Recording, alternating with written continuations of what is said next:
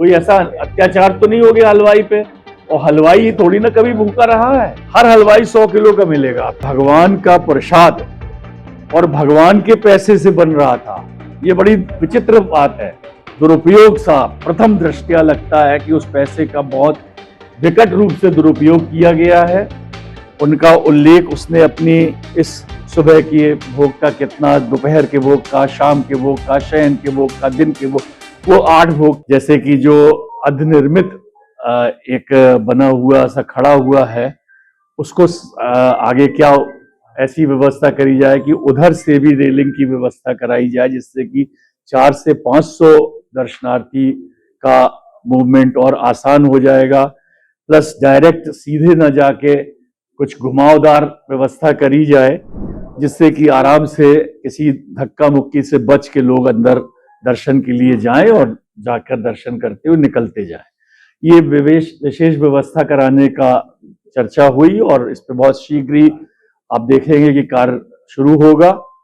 लेकिन चूंकि एक नया प्रकरण ये आया कि कुछ और बृहद स्तर पर इसे अनुमानित किया जाए कि क्या उसकी कॉस्ट आएगी, कैसे और अच्छी व्यवस्था होगी, तो थोड़ा सा उसमें अभी जो रेलिंग वाला सिस्टम है उसमें थोड़ा विलंब हो सकता है, लेकिन ये निश्चित है कि वो रेलिंग का कार्य बहुत शीघ्र ही शुरू हो जाएगा। बाकी और विषयों पर भी चर्चा हुई। कुछ भूमि बताई गई कि 90 से 100 बीघा भूमि कोटा जिले में राजस्थान में बिहारी जी के नाम की है। उसके लिए हमारे एडीएम को आदेशित किया गया कि वो एक ऑफिसर्स का ग्रुप बनाए और वहां पर उसको जाकर मूल्यांकन करें, कहाँ है, वहां के प्रशासनिक अधिकारियों से समन्वय बनाते हुए उस पर कार्रवाई करें। इसके साथ साथ जो भोजन भगवान का प्रसाद की व्यवस्था जो चल रही थी, उसमें देखिए बहुत लंबा खर्चा आ रहा था, करीब 6.5-7 लाख रुपए प्रति माह। तो वास्तव में अगर आप देखें, भगवान का प्रसाद और भगवान के पैसे से बन रहा था, ये बड़ी विचित्र बात है। भगवान का प्रसाद भगवान ही अपने लिए बनवा रहे हैं, जबकि बनवाना उनके सेवक को चाहिए। तो अब इस तरह से व्यवस्था करी जा रही है और बहुत शीघ्र शुरू की जाएगी कि 8 बार भगवान का भोग लगता है, सुबह से रात्रि तक, शयन तक। हर समय के भोग का विवरण बनेगा और उसमें कोई ना कोई भगवान का सेवक और उनका जो इतने लोग यहाँ आते, आप जानते हैं कितना भगवान का बड़ा यहाँ रूप है, तो वो सेवादार जो हैं वो उसकी सेवा अपने जो उनके दर्शनार्थी आते हैं, उनके जो सेवार्थी आते हैं, उनके माध्यम से सुनिश्चित की जाएगी। जो पैसा वास्तव में भगवान के लिए काम आएगा, उल्टा जो जा रहा था वो सीधा कर दिया गया। आज के इस निर्णय लिया गया और 1 जनवरी से इससे लागू भी किया जाएगा। उसका निर्धारित किया जाएगा कि सुबह के भोग का कितना, दोपहर के भोग का, शाम के भोग का, शयन के भोग का, दिन के भोग, वो 8 भोग का विवरण दिया है गोस्वामी बंधुओं ने, उस तरह से किया जाएगा। ये एक बड़ा निर्णय है। इसमें हमें देखिए, अगर 1 लाख रुपए भी रोज मिलेगा भगवान के नाम से इस उसमें मद में, तो सोचिए आप जो हम खर्च कर रहे थे 6-7 लाख रुपए प्रति माह, उसके एवज में हमें 30 लाख रुपए महीना मिलने लगा। ये एक बहुत बड़ा अच्छा काम है, आप लोग भी समझ रहे हैं इसका क्या अर्थ है। कुछ और बिंदुओं पर भी चर्चाएं हुई। सेवा पूजा में जो इन्होंने समय पर नहीं खोलने का कार्य किया है, उसके बारे में भी पहले का रिकॉर्ड आया। जो हम लोगों ने ऑडिटर नियुक्त किया, उसने अपनी जो आज ऑडिट रिपोर्ट दी, वो बड़ी आंख खोलने वाली थी कि बहुत से चीजों पर मदों का दुरुपयोग सा प्रथम दृष्टया लगता है कि उस पैसे का बहुत विकट रूप से दुरुपयोग किया गया है। उनका उल्लेख उसने अपनी इस ऑडिट रिपोर्ट में किया है। ये देखिए, ये एक ऑडिट रिपोर्ट है जो सीए ने अपनी दी है आज। इसमें कई बिंदुओं पर उसने विस्तार से चर्चाएं की हैं। हम लोगों ने उन बिंदुओं पर डिस्कशन किया, अध्ययन किया और उन बिंदुओं पर ये पाया कि 16-17 से लेकर और 18-19 तक भगवान के भोग पे कोई खर्च नहीं हुआ। भोग लग रहा है, कोई खर्च नहीं हो रहा है, और कोविड के पीरियड में 5 गुना खर्च हुआ। जबकि कोई नहीं आ रहा। और एक चीज और देखी गई, आप लोग भी इसके साक्षी हैं, कि बांके बिहारी मंदिर में किसी भी दर्शनार्थी को शायद ही कोई भोग प्रसाद मिलता हो जो गोस्वामी बंधु देते हो। मुझे तो नहीं मिला, पता नहीं आप लोगों की क्या अपनी वो राय है। मांगने पे मिलना कोई मिलना नहीं होता है, ठीक है ना। तो प्रसाद हर मंदिर में जब चढ़ता है तो दर्शनार्थी को, श्रद्धालु को मिलना चाहिए। अब जो नई व्यवस्था होगी कि भोग प्रसाद लगेगा, तो जो भोग प्रसाद का सेवादार होगा उसे मिलेगा, उसके बंधु बांधव को मिलेगा, और लोगों को मिलेगा। अभी तक जो प्रसाद चढ़ता था वो 10 गोस्वामियों के घर चला जाता था। तो ये प्रथा बड़ी अजीब थी। ये कोई अगर प्रथा चली आ रही थी तो मैं समझता हूं, हम कमेटी के सारे मेंबर लोग समझते हैं कि ये प्रथा अनुचित थी। कुछ और बिंदुओं पर भी चर्चा हुई जो सीए की रिपोर्ट में आए हैं। जैसे कि एक बिंदु था कि इन लोगों ने, गोस्वामी सेवादारों ने, सेवायतों ने बहुत से आदेशों का, जो सिविल जज के आदेश थे और न्यायालयों के आदेश थे, उनका पालन नहीं किया।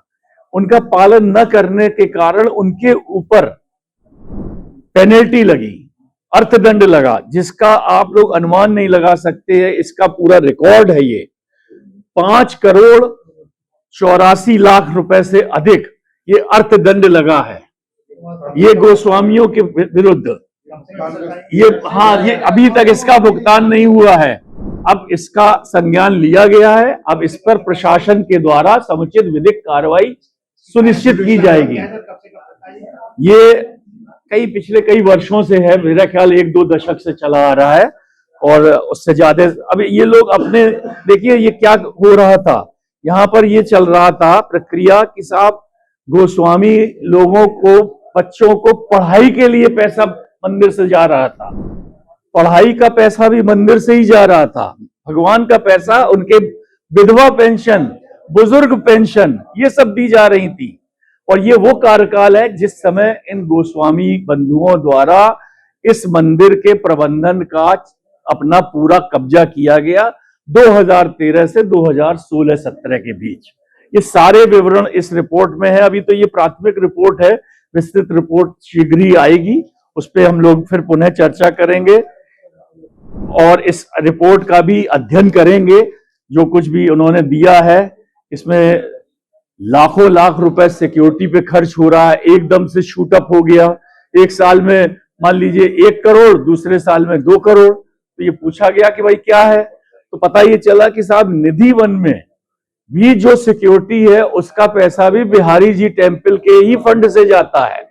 तो पूछा गया ऐसा क्यों, बोले साहब ये परंपरा है। तो हम लोगों ने प्रथम दृष्टया ये डिसाइड किया कि ये परंपरा अगर है तो ये उचित नहीं है, क्योंकि निधि वन वालों को निधि वन ऑक्शन में दिया जाता है, वो उसका प्रबंधन करते हैं, वो उससे मिली धनराशि का उपयोग प्रयोग करते हैं।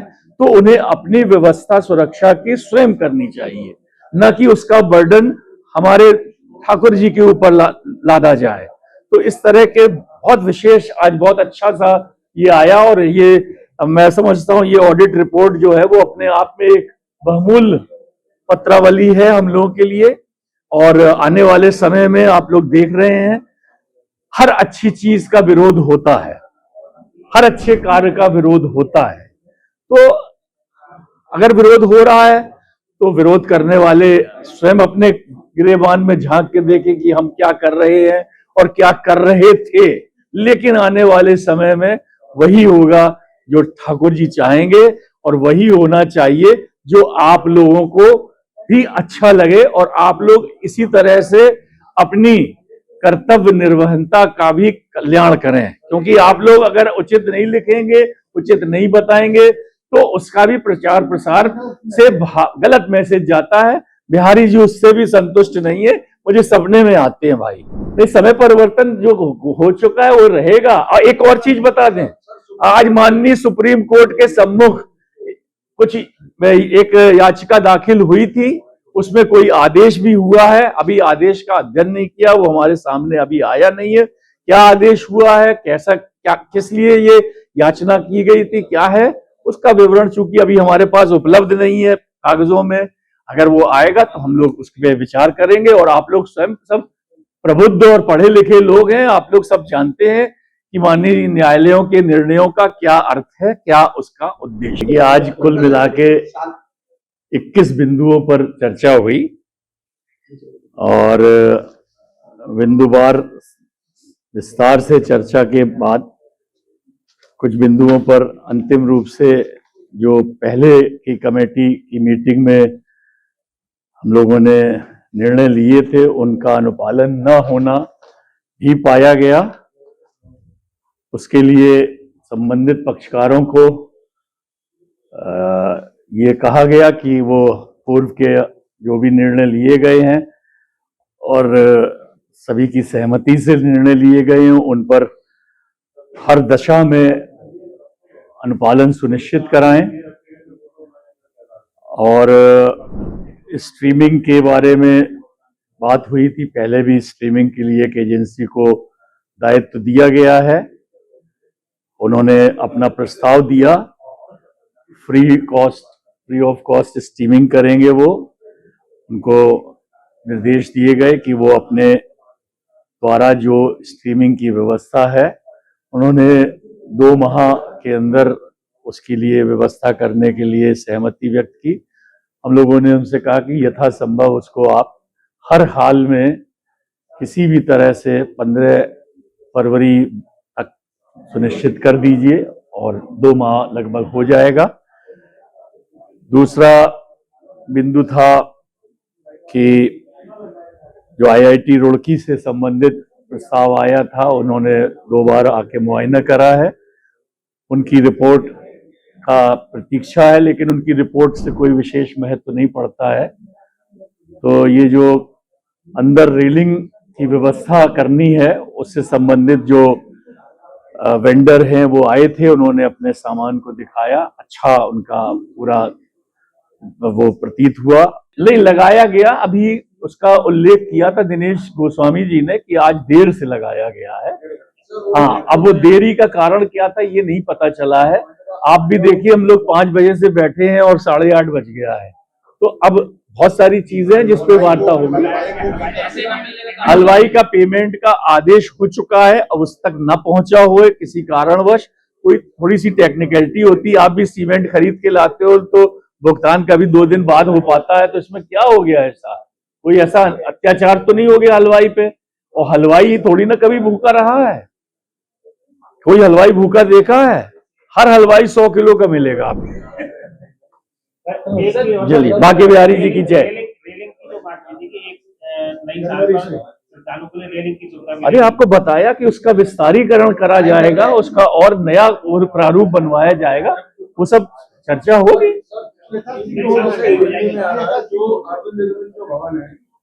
उसको लेकर एक कमेटी आपके द्वारा गठित की। हाँ, उन्होंने अपनी रिपोर्ट दी है, उसमें रिपोर्ट दी है, उन्होंने पहले वाली रिपोर्ट को ही ओके किया है।